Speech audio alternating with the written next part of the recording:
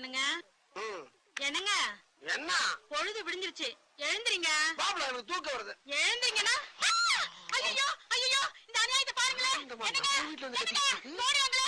வாயா, இன்னைக்கு உன்னை ரெண்டுல ஒண்ணு பாத்துறேன். வாங்கய்யா, ஆனா கீழே வாங்கய்யா. எல்லாரும் காலையில இருக்கிறீங்களா இல்ல காலி பண்ணிட்டு போயிட்டீங்களா? மல்லாக்க படுத்துக்கிட்டு துப்புனா மார் மேலதான் விழுகும். கழுதையை விட்டுருங்க. என்னடே படுத்ததும் பார்த்தாம பழமொழி வேற பேசிட்டு இருக்கிறியா?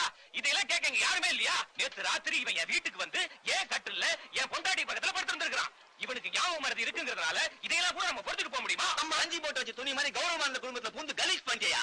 ஏன்டா ஆறுமுகம் கூப்பிடாரு பாருங்க. உன் பேர் அது? என்னன்னா ஏண்டா அந்த பாலா போன ஞாபகம் மறதிக்கு எதுவும் மருந்து மாத்திரை வாங்கி சாப்பிட கூடாதா? மருந்து வாங்கினது நான் இருக்குன்னு. ஆனா அவன் எங்க வச்சிருந்தா மறந்து போச்சு. நீங்க பாத்தீங்களா? செருப்பாலேயே அடிப்பேன். வாங்க செக்ரட்டரி சார். என்னத்த வர்றது? நான் செக்ரட்டரியா இருக்கிற இந்த காலனியில இப்படி ஒரு கேவலமான நிகழ்ச்சி நடந்தது நினைச்சு நான் ரொம்ப வெக்கப்படுறேன், வேதனைப்படுறேன், வெறுப்படைகிறேன். வேணாவில வேற ஏதாவது வார்த்தை இருக்கா? ஆனா சும்மா இருங்க. நீங்க ஒண்ணு ஆரம்பம் உனக்கே ஞாபகம் மறதி இருக்கு இல்லையா? நேரம் காலத்துல வீட்டுல போய் படுக்கலாம்ல. அதை விட்டு ஏன் ராத்திரில வீடு வீடு அலையிற? அப்படி கேளுங்க. அப்படியே படுக்கிறவன் இவன் நைட் ஷூட் போறான் இல்லையா? அந்த நேரமா பார்த்து போய் படுத்திருந்தீங்க. இவனுக்கு விஷயம் தெரிஞ்சிருக்குமா? வெளியில தெரிஞ்சு இவ்வளவு கேவலமா இருக்குமா? என்னங்க சொல்றீங்க? இந்த பொம்பளை பிரச்சனைக்கு ஒரு நியாயம் சொல்லியானா இந்த ஆர்மூத்துக்கு ஐடியாவா குத்துனுக்குற. நீ எல்லாம் ஒரு செக்ரட்டரி. எவனா சைடுல சவுண்ட் விடுவேன்? என்னடா பக்கத்துல படுத்துட்டு இருக்கிறவன் புருஷனா அடுத்த வீட்டுக்காரன் தெரியாம ஃபுல்லா 12 hours 12 மணி நேரம் படுத்துட்டு இருந்துட்டு காலையில சாவகாசமா இருந்துச்சு முன்னாடி கம்ப்ளைண்ட் பண்ணானா அதை நான் தீர்த்து வைக்கணுமா? ஏங்க அவர் பாட்டுக்கு ஏதோ பேசிக்கிட்டே இருக்காரு, நீங்க பேசாம இருக்கீங்க.